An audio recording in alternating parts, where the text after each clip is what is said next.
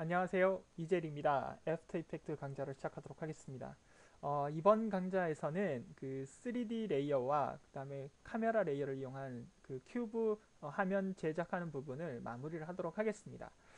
지난번 두 번의 강좌를 통해서 이렇게 그 큐브의 육면체 모양을 형태를 만들었고, 그 다음 두 번째 강좌에서는 회전값들을 줘서 정확하게 이렇게 그 6개의 면이 다 보일 수 있도록 회전값을 주는 부분들을 설명을 드렸습니다. 자, 이번 강좌에서는 처음부터 이렇게 조립이 돼서 나오는 것이 아니고요. 각각의 어떤 면들이 이렇게 사방에서 이렇게 퍼져 나와서 조립이 되면서 회전이 되는 그런 듯한 모양 형태를 한번 만들어 보도록 하겠습니다. 자, 그럼 일단 룰 1은 그냥 그대로 꺼주시고요. 넘버 1번부터 넘버 6번까지 누르신 다음에 영문키 P키를 눌러주시면 되겠습니다. 그런 다음에 여러분 한 2초 정도로 이동할까요? 2초 정도로 이동을 해주세요. 타임라인을. 그런 다음에 전부 다 포지션의 스탑워치를 눌러주시면 여러분 2초 라인에 전부 숫자 1번부터 몇 번까지 6번까지 전부 다 뭐가 생겼냐면 포지션 값이 생긴 걸 여러분들이 보실 수가 있습니다. 자, 그런 다음에 0초로 이동을 하시죠. 자, 0초로 이동하셔서 여러분 이번에는 포지션 1만 선택을 하도록 하겠습니다. 1의 스탑워치를 누르셔가지고요. 여러분 여기 보시면 저는 얘를 어느 쪽, 자 1번은 왼쪽 대각선에서 이렇게 나올 수 있도록 자, 움직여 보도록 하겠습니다. 이렇게 움직이도록 하겠습니다. 그러면 이렇게 가겠죠. 이렇게 움직이면서 조립이 되는 듯한 모양이 나오겠습니다. 그 다음 숫자 2번 한번 눌러볼까요? 숫자 2번은 저는 어느 쪽으로 볼 거냐면 자, 이번에는 대각 방향 아래로 움직여 보도록 하겠습니다. 자, 쪽에서 이번에는 밑으로 이렇게 움직이도록 할 거고요. 3번 눌러보겠습니다. 3번은 좀 위로 올라갈까요? 위로 올라가도록 만들어 보도록 하겠습니다. 자, 이렇게요. 그 다음에 4번이 어디 있나요? 4번은 자, 대각 방향으로 다시 이렇게 움직여 보도록 하죠. 그 다음 5번은 윗면이니까 자, 대각 방향 이렇게 마우스를 직접 작업을 하셔서 구현하셔도 좋습니다. 그런 다음에 이 친구 같은 경우는 밑으로 좀 내려볼까요?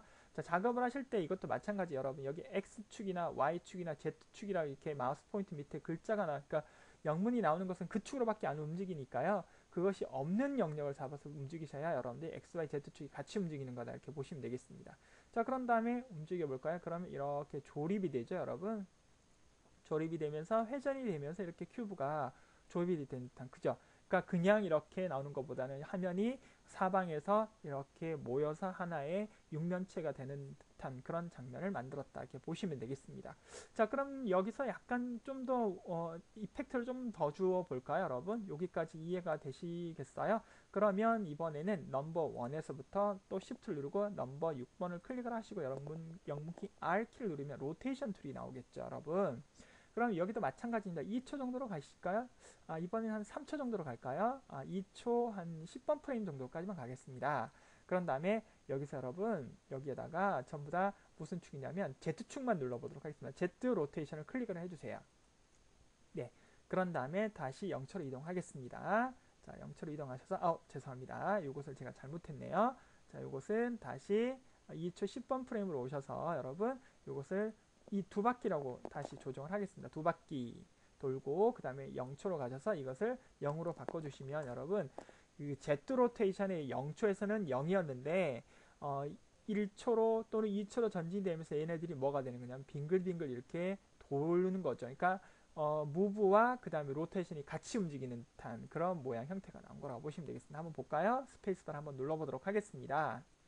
자, 빙글빙글 돌면서 이렇게 조립이 되고 나중에 또 전체로 이렇게 회전이 되는 듯한 그런 모양이 나왔습니다.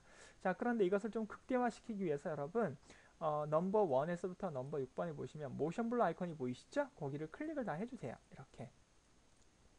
그리고 모션 블러를 꼭 체크를 하시면 바로 위에 있는 메인 모션 블러 아이콘을 체크를 해주셔야만 이게 모션 블러가 적용이 된다고 말씀드렸습니다. 그래서 다시 한번 볼까요? 스페이스바를 다시 눌러보도록 하겠습니다. 그러면 이렇게 그쵸? 잔상이 좀 나오는 것을 여러분들이 보실 수가 있겠죠. 이렇게 구현이 되고 있는 것을 보실 수가 있겠습니다.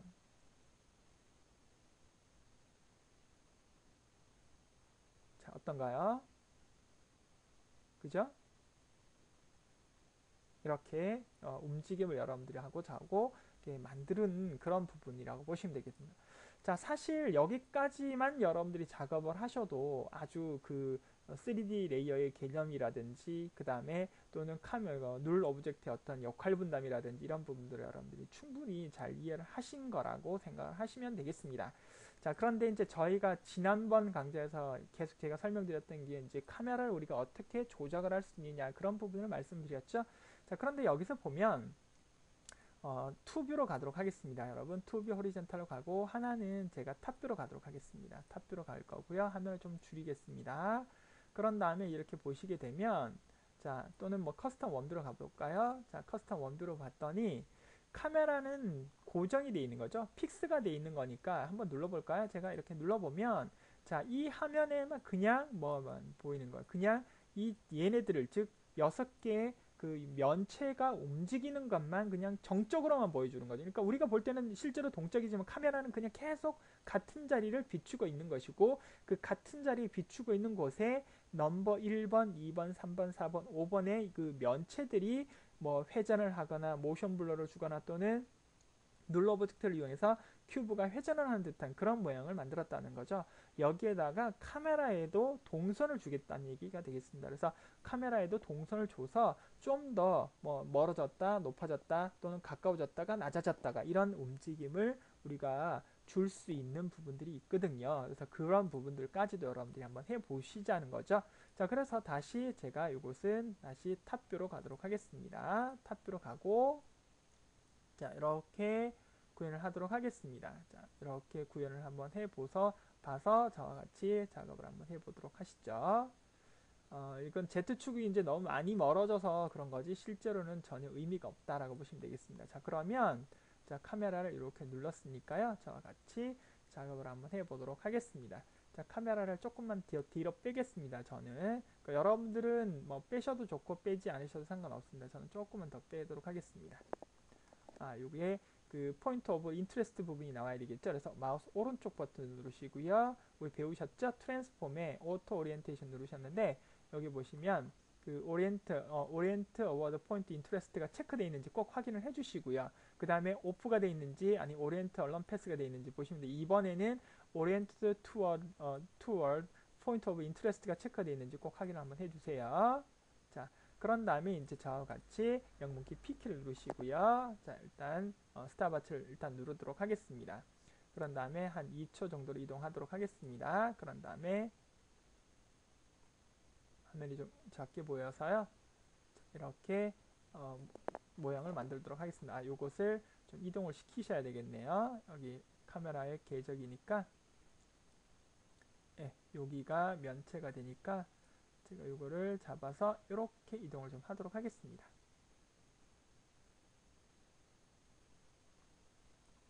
자, 그런 다음에 이제 실제로 2초로 이동하셔서 2초가 너무 긴가요? 뭐 그건 여러분들이 알아서 조정하셔도 되겠습니다. 그런 다음에 잡아서 이렇게 이동을 하면 자, 이렇게 90도 방향으로 그런 다음에 다시 4초로 이동 한번 해볼까요? 4초로 그 다음에 다시 잡아서 자, 이렇게 위쪽으로 이렇게 잡아주시고요.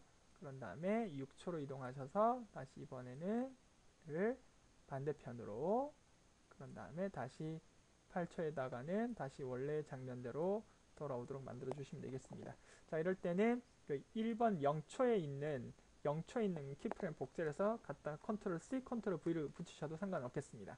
자, 그런 다음에 이걸 약간 원형이 좀 자연스러워지도록 이렇게 타원으로 정원으로 만들 수 있도록 이렇게 그 핸들러들을 조정을 하셔서 조정을 좀 해주셨으면 좋겠습니다. 자, 이것도 마찬가지 이렇게 좀 조정을 할게요. 자, 이것도 좀 눈에 잘 안 보이는데요.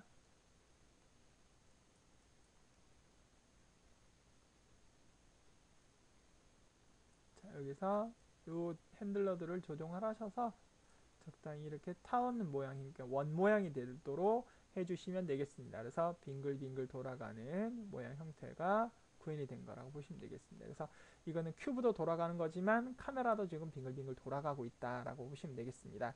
근데 조금 전에 설명을 드릴 때 이 그 포인트 오브 인트레스트 부분이 정확하게 포인트가 지정이 안 돼 있을 경우가 있었는데요. 그럴 때는 이걸 잡으셔서 그대로 여기 큐브가 있는 그 큐브가 회전하는 중심점을 여기 잡으셔서 돌려만 주시게 되면 뭐 전혀 무리 없이 작업을 하실 수가 있겠습니다. 자, 그러면 일단 조금 전에 그냥 정적이었던 그런 부분이었는데 이제 카메라도 360도 돌아가는 거니까 약간의 어떤 움직임이 좀 더 다이나믹해졌다 이렇게 보시면 되겠고요. 여기에서 약간의 높낮이를 한번 조정해 볼까요? 높낮이를 조정하실 때는 여기에 탑뷰를 보지 마시고, 여러분 사실 이 탑뷰를 보실 때는 위에서 이렇게 보니까 원의 궤적을 나타낼 때, 즉 수평이 되느냐 안 되느냐 그런 걸 보시면 좋겠고요.